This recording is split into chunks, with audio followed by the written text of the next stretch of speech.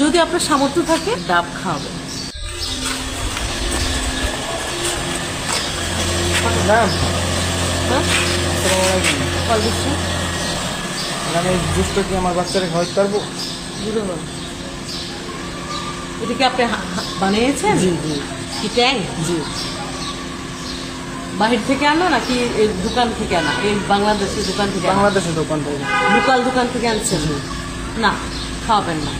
জ্বর জ্বর না, জি না খাওয়াবেন না প্লিজ।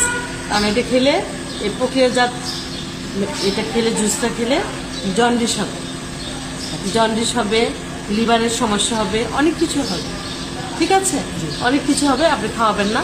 ও যদি খেতে চায় যে একটু জুস খাবে, যদি আপনার সামর্থ্য থাকে বা আমার কাছে টাকা নিয়ে আপনি একটা ডাব খাওয়াবেন।